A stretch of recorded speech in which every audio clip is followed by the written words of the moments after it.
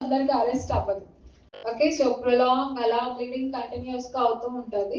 Clotting factors deficiency ఉన్న వాళ్ళకు during preparation of surgeries and during surgeries. Okay, so during labour కూడా. Okay, so labour అంటే deliveries, during deliveries, surgeries ముందు కానీ mostly surgeries లో blood transfusion అనేది చేయకుండా, ఐ మీన్ అంత హెవీ బ్లీడింగ్ కాకుండా నార్మల్ గా సర్జరీస్ అనేది చేసేస్తూ ఉంటారు. ఓకే, సో బట్ సేఫ్టీ గా పెట్టుకుంటారు. కానీ heavy during any transplantation, organ transplantations అప్పుడు prolong 5-6 hours surgeries, brain surgeries అప్పుడు మాత్రం ట్రాన్స్ఫ్యూషన్స్ ఉంటాయి. బర్న్స్ చెప్పాను కదా ఇందాక, బర్న్స్ అప్పుడు, అనీమియాస్ అప్పుడు, sickle cell anaemia, plastic anaemia. Okay, so వీళ్ళలో కంటిన్యూస్ గా సెల్స్ బ్రేక్ డౌన్ అవుతూనే ఉంటాయి. ఓకే, సో ఆ కండిషన్ లో కూడా ట్రాన్స్ఫ్యూజన్ చేస్తారు. Okay, so indications of transfusion. Coming to the hazards of blood transfusion. Okay, so transfusion చేసేస్తారు. ఓకే, కానీ ఒకవేళ ఏ బ్లడ్ గ్రూప్ సిస్టమ్ వాళ్ళకి బై మిస్టేక్, ఎప్పుడూ మిస్టేక్ అనేది జరగదు, అంత బ్లడ్ గా ఎవరు చేయరు, బై మిస్టేక్ చూసుకోకుండా ఏ బ్లడ్ గ్రూప్ వాళ్ళకి బి బ్లడ్ గ్రూప్ ని ట్రాన్స్ఫ్యూషన్ చేస్తే ఏమవుతుంది? First, hazards of miss match transfusion అంటారు. ఓకే, సో మీకు క్వశ్చన్ ఉంది. ఓకే, సో ఎగ్జామ్ లో అడుగుతూ ఉంటారు ఫ్రీక్వెంట్ గా. ఏంటి?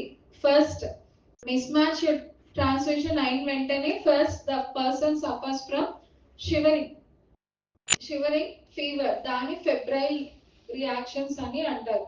ఫెబ్రైల్ రియాక్షన్స్ అంటే ఫీవర్ విత్ షివరింగ్, పర్సన్ వణుకుతూ ఉంటారు, ఫీవర్ ఉంటుంది. ఓకే, సో తర్వాత ఏమవుతుంది అంటే, సో హిమోగ్లోబినూరియా. ఓకే, సో హిమోగ్లోబిన్ అనేది బ్రేక్ అయిపోతూ ఉంటుంది, కట్ అయిపోతుంది. ఓకే, సో కట్ అయిపోతే ఏమవుతుందంటే it increases bilirubin level in the blood. The person suffers from jaundice. Jaundice suffer అయితే లివర్ ఫెయిల్యూర్ అయిపోతుంది. తర్వాత ఆటోమేటిక్ గా పొటాషియం లెవెల్ అనేది మన బాడీలో ఇంక్రీజ్ అయిపోతుంది. ఇంక్రీజ్ అయిపోతే కిడ్నీ కూడా ఫెయిల్యూర్ అయిపోతుంది. తర్వాత hypertension, cardiac output overload, immediate గా మనం చూసుకోకపోతే పర్సన్ డెత్ అయిపోతారు, ఆర్గన్ ఫెయిల్యూర్ అయిపోయి. Okay, so first the person suffers from febrile reactions ఉంటేనే మనం ఇమీడియట్ గా విత్డ్రా చేసి మనం ట్రీట్మెంట్ ఇస్తే పర్సన్ ని మనం, I mean we can save the person. But అప్పటికే వాళ్ళకి కొంచెం ఆర్గన్ డ్యామేజ్ అనేది ఉంటుంది, అది ఇర్రివర్సిబుల్ అనుకోండి, కానీ చూసుకోకపోతే పర్సన్ డెత్ అయిపోతారు. Okay, so shivering, febrile reaction, jaundice, acute renal failure. Okay, so renal failure ఎలా ఉంటది? ఓకే, సో ఎందుకు రీనల్ ఫెయిల్యూర్ వస్తుంది అంటే హిమోగ్లోబిన్. ఓకే, సో ఏ బ్లడ్ గ్రూప్ లో ఉన్న హిమోగ్లోబిన్, బి బ్లడ్ గ్రూప్ లో ఉన్న హిమోగ్లోబిన్ అనేది వేరు. ఓకే, సో ఎప్పుడైతే కిడ్నీలో ఎంటర్ అవుతుందో రీనల్ ట్యూబ్యూల్స్ ని కంప్లీట్ గా బ్లాక్ చేస్తారు. ఈ blocks renal tubules.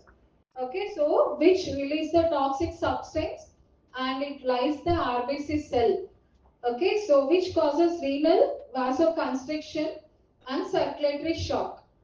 Okay, so మీకు తెలిసినంత వరకు మన హార్ట్ ఒక్కటే కంప్లీట్ గా బ్లడ్ అనేది సర్క్యులేషన్ చేస్తుంది, బ్లడ్ ని ప్యూరిఫై చేస్తుంది అనేది మీరు చిన్నప్పటి నుండి నేర్చుకున్న classes. But coming to the kidney, kidney కూడా మనకి కొంచెం బ్లడ్ ని ప్యూరిఫై చేస్తారు, ఎందుకంటే ఉన్న వేస్ట్ మెటీరియల్స్ ని రిమూవ్ చేస్తారు. ఓకే, సో సర్క్యులేటరీ అది కూడా. ఓకే, సో కిడ్నీ కూడా బీపీని కంట్రోల్ చేస్తుంది, హార్ట్ ఒక్కటే కాదు. Okay, so renin, angiotensin, aldosterone. Angiotensin is the hormone which has been form. Okay, so ఆ హార్మోనే, ఆల్డోస్టెరాన్ హార్మోనే ఏం చేస్తుంది? బీపీని కంట్రోల్ చేస్తుంది. ఓకే, సో అందుకనేసి హార్ట్ ఫెయిల్ అయితే, హార్ట్ ప్రాబ్లం ఉన్న వాళ్ళకి కంపల్సరీ కిడ్నీ కూడా ప్రాబ్లం ఉంటుంది. ఓకే, సో ఎందుకంటే ఇది ఆల్టర్నేట్ గా పనిచేస్తుంది. Okay, which leads to circulatory shock. Hyperkalemia, hyper and increased kalemia and potassium leads to release of potassium ions from RBC, which may cause cardiac arrest in diastole.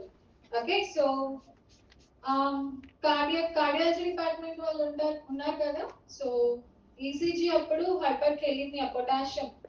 Okay, so T wave, peak T waves చూస్తూ ఉంటారు ECG wave లో. అది దేనికి అంటే increased potassium increase అయిన వాళ్ళకి peak waves అనేది చూస్తూ ఉంటారు. సో ఎలక్ట్రోలైట్ ఇంబ్యాలెన్స్ ఉంది అనేది మనం ఈసీజీలో కనిపించిందంటే ఈ సఫరింగ్ సమ్ కార్డియాక్ డిసీజ్ అన్నమాట. Remember ECG it's not a diagnostic tool, it's just prognostic tool. Prognosis వేరు, డయాగ్నోస్టిక్ వేరు. ప్రోగ్నోసిస్ అంటే ఏంటి అంటే పర్సన్ కి మేబీ ఆయనకి హార్ట్ బ్లాక్ ఉండొచ్చు, లేదా కార్డియాక్ ఫెయిల్యూర్ ఉండొచ్చు, లేదా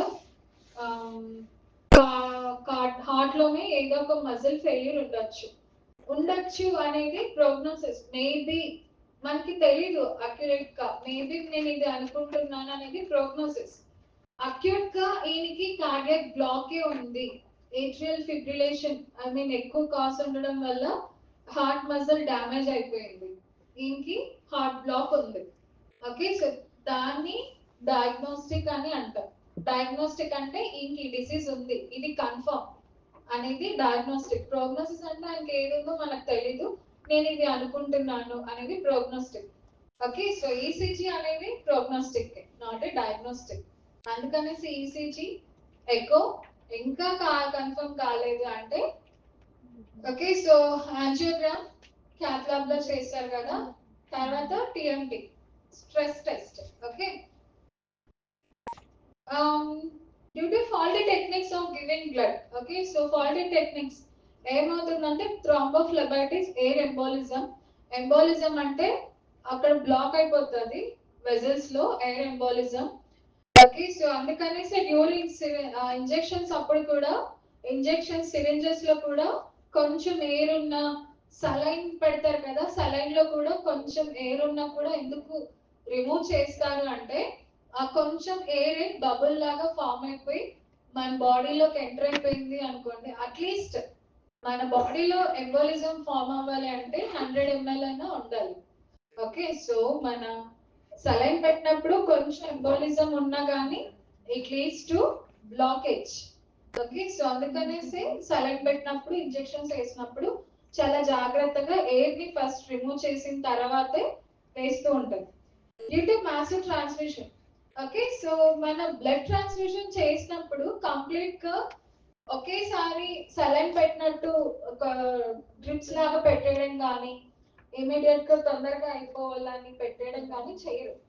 it has to be folded with, okay, so wet cloth అంటే తడి క్లాత్ తో దాన్ని కవర్ చేస్తారు. కవర్ చేసి అట్లీస్ట్ 2 hours అయినా పెడతారు. 250 ml బ్యాగ్ 2 hours అయినా పెడతారు. ఎందుకు అంటే ఇమీడియట్ గా అది బయట బ్లడ్ కదా, వేరే వాళ్ళ blood, but same blood group.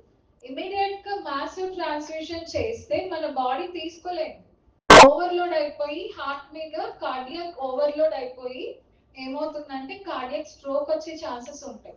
అందుకనేసి మాసివ్ ట్రాన్స్ఫ్యూషన్ అనేది it's wrong, which leads to circulatory overload and cardiac arrhythmias. Arrhythmias అంటే irregular rhythm of heart. Okay, so febrile reaction, allergic reactions like itching. Okay, so starting stages. Okay, so ఏమవుతుందంటే itching, arrhythmia, nausea, vomiting, anaphylactic reactions. Okay, so transmission of disease. కొంతమంది blood ఇచ్చారు without any screening test కానీ, any rapid test కానీ చేయకుండా immediate గా blood transfusion. సినిమాలో చూపిస్తారు కదా, ఒక పర్సన్ పడుకోబెట్టి ఇంకో పర్సన్ కి ఇమీడియట్ పక్కన పడుకోబెట్టి ట్రాన్స్ఫ్యూషన్ చేయడం, అలా ఎప్పుడు మెడికల్ ఫీల్డ్ లో లేదు, జరగదు కూడా. ఏదో సినిమాలో చూపిస్తారు అంటే, నిజమైన రియల్ లైఫ్ లో అలా ఎప్పుడు జరగదు. ఎందుకంటే దే హ్యావ్ టు టెస్ట్